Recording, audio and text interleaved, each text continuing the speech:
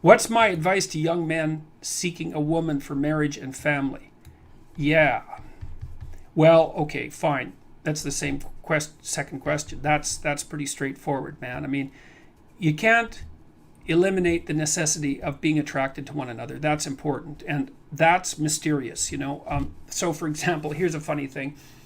If you, one of the things we know that attracts people to one another is bilateral symmetry. And so if you take men and you rank them by the symmetry of their faces, and then you give the asymmetrical men t-shirts to wear, clean t-shirts for a day, and the symmetrical men clean t-shirts to wear for a day, and then you give the t-shirts to women and you have them rate the odor, the women rate the odor of the symmetrical men as more attractive than the odor of the asymmetrical men.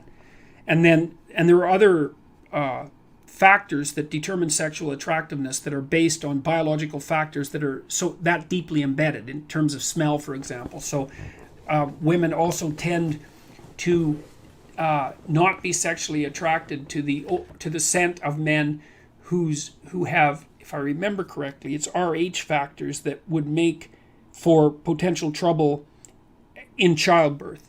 And often the reason that the women give for not preferring the scent of those men is that they smell too much like their brother, something like that. So there's weird, mysterious things that determine whether or not people are sexually and physically attracted to each other, and I think it's very important that that's part of a marital relationship. The next most important thing is trust, man. It's like there's no marriage that's successful without trust. You've got to tell each other the truth. And one of the reasons that Jung believed that marriage and an oath, and Carl Jung, as a bond was necessary, it's really wise. It's like, you know, telling the truth to someone is no simple thing, because there's a bunch of things about all of us that are terrible and weak and reprehensible and shameful and all of those things. And they kind of have to be brought out into the open and dealt with. And you're not going to tell the truth about yourself to someone who can run away screaming when you reveal who you are.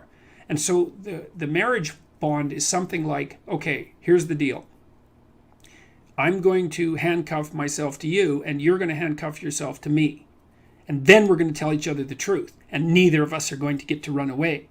And so once we know the truth, then we're either going to live together in mutual torment, or we're going to try to deal with that truth and straighten ourselves out jointly. And that's going to make us more powerful and more resilient and more and deeper and wiser as we progress together through life.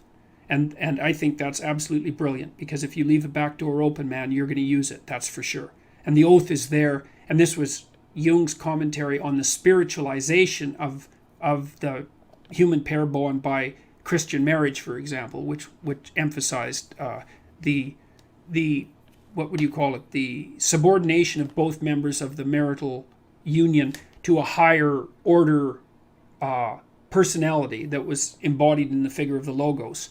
So the idea is that in the Christian marriage, for example, the man isn't the boss and the woman isn't the boss. The boss is the mutual personality composed by the seeking of truth in both of them, and that's conceptualized as their joint subjugation to the Logos. And that is absolutely dead on, man. It's like the ruler of your marital life should be your vow to tell each other the truth. Because, like, in hard times during your life, when you've done something stupid and idiotic that might take you down, and you don't have anybody that you can turn to, you know, if you have a partner that you can trust, you can go say, hey, you know, I made a big financial mistake, man, and it's really torturing me, and I feel like a complete idiot, and it's really dangerous. And the person there is going to help you figure out what to do about it. And they're going to know that when they make a stupid mistake, and they're bloody well going to, that they can come and talk to you, and that you guys are going to work your way through it. And that's a big deal. And there's a couple of things our culture gets really wrong, and one is it devalues marriage. That's really a very bad idea, because marriage is like a third of your life, and maybe more. And kids are a third of your life, and your life outside of marriage and kids is a third of your life, you know, approximately speaking. And to miss any of that is a massive, massive mistake. Now, having said that, I will also say that for some people, missing one or more of those is necessary, because they have a reason. Maybe they're brilliantly creative artists and they need to devote themselves entirely to their career, or they're outstanding in some way, and so they can justify the sacrifice of one part of that triad of being to another part. But generally speaking, it's a very dangerous thing, and it shouldn't be done. And also, kids get an absolutely terrible rap, because kids are delightful if they're well behaved. One of the chapters in my new book is called "Don't Let Your Children Do Anything That Makes You Dislike Them." And you can do that, especially if you discuss it thoroughly with your spouse, the person that's helping you discipline the kids. And children are the best company because they're really enthusiastic about everything. They love doing new things. They really love you, so they're happy that you're around.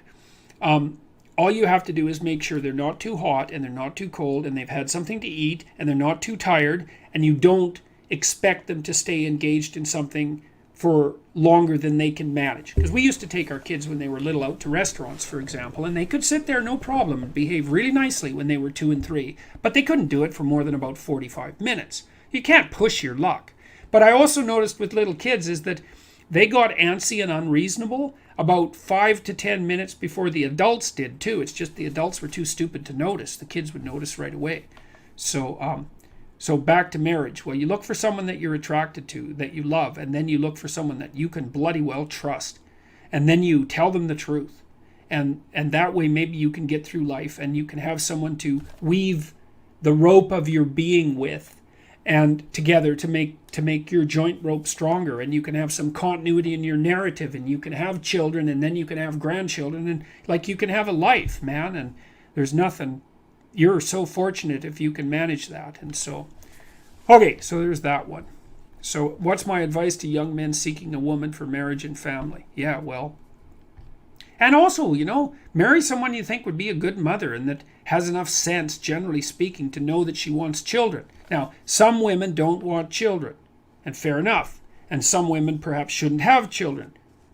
That's also possible. But the general rule of thumb is, especially once a woman's, in her mid-20s, if she doesn't know that she wants children or won't admit it, unless she has a viciously important reason, then she's not oriented properly psychologically. She doesn't know what's important in life. Now, that might also be the case with you, and it probably is, but as a rule of thumb, that's a really good one.